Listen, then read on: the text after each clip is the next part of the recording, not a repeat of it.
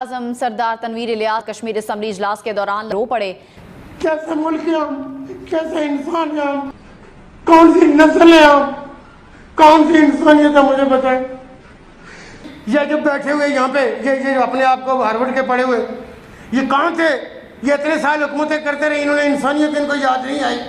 हम अगर बोलते नहीं है तो इसका क्या मतलब है कि हमें कुछ नहीं पता। जो पाकिस्तान के पास कश्मीर है, उसके प्राइम मिनिस्टर सरदार तनवीर साहब ने कल अपनी बजट स्पीच में रो पड़े हैं और बोला है कि पाकिस्तान की गवर्नमेंट हमारे साथ इंसाफ नहीं कर रही, हमें हमारा हक नहीं दिया जा रहा। इंडिया की जो एक्सपोर्ट्स हैं वो आईटी की, वो सऊदीया की ऑयल एक्सपोर्ट से बढ़ चुकी है और वो मतलब उसने बहुत एक्सपोनेंशियली ग्रो किया and there the reasons behind it. उनको उनका हक क्यों नहीं दे पा रहे? और हम बात करते हैं दूसरे कश्मीर जो कि इंडिया के पास है। इंडिया में तो हम देख रहे थे वहां पे यूनिकॉर्न जिन्हें आप कहते हैं, एक अरब डॉलर का ऑर्डर मैं देख रहा था रिसेंटली, कोई $332 billion in terms of unicorn investment आई है।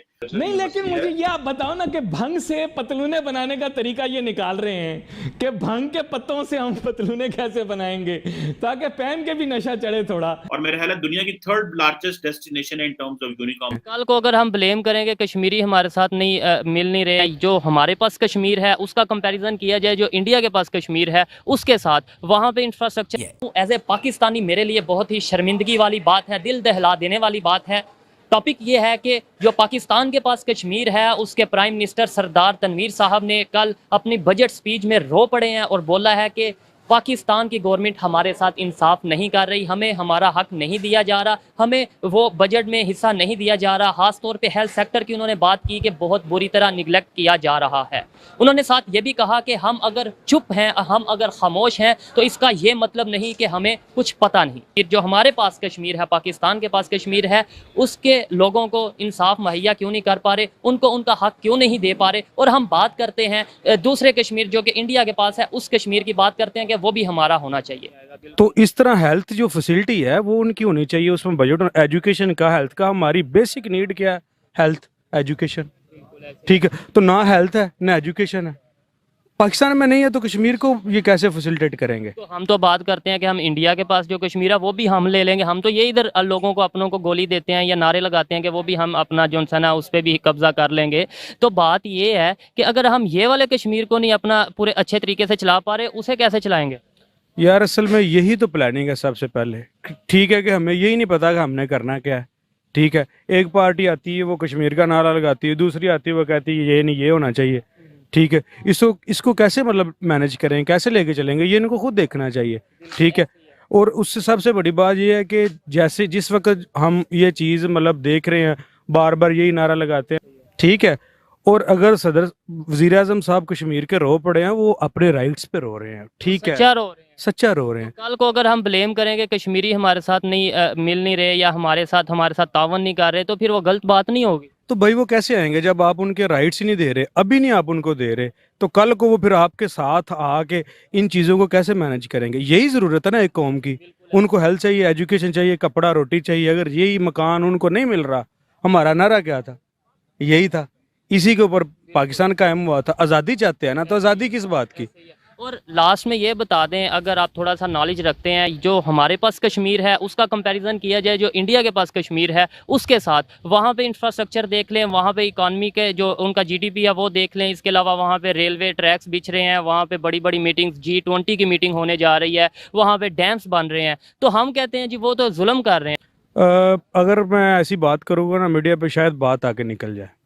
तो मेरा नहीं ख्याल कहता कि इसके ऊपर हमें, मेरा ख्याल कहता है कि बात करनी चाहिए, क्योंकि आप मेरे से शायद ज़्यादा इस मामला को जानते हैं, मीडिया मामला, क्योंकि आपने बात नहीं भी की, फिर भी देखने वाले बहुत समझदार हैं, वो समझ चुके होंगे कि आप क्या कहने चाह रहे हैं कि जो हमें बोलने से रोका जाता है। पाकिस्तान अभी उस तरह जिस तरह इंडिया आईटी में बहुत आगे है, तो पाकिस्तान पीछे, आप इसको किस तरह देखते हैं? देखिए, वो if I am not wrong, India की जो एक्सपोर्ट्स हैं वो आईटी की, वो सऊदीया की ऑयल एक्सपोर्ट से बढ़ चुकी है और वो मतलब उसने बहुत एक्सपोनेंशियली ग्रो किया and there the reasons behind it. क्योंकि अगर आप इंडिया को देखें ना, तो इंडिया के अंदर आईटी के अंदर पूरा इकोसिस्टम डेवलप हुआ, जो अब आके समहाउ पाकिस्तान में ई कॉमर्स के अंदर इन वन वे अनदर जो है डेवलप हो रहा है।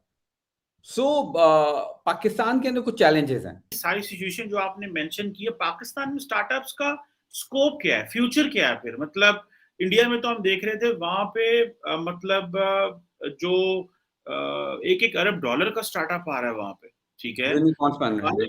यूनिकॉर्न जिन्हें आप कहते हैं, एक अरब डॉलर का ऑर्डर मैं देख रहा था रिसेंटली, कोई $332 billion in terms of unicorn investment आई है, और मेरे ख्याल है दुनिया की थर्ड लार्जेस्ट डेस्टिनेशन है in terms of unicorn after US, China and then India. तो आप पाकिस्तान में क्या देखते हैं स्टार्टअप्स का फ्यूचर, जो आपने फैक्टर्स बताए हैं इसकी शक्ल में, and then the future outlook क्या स्टेट की?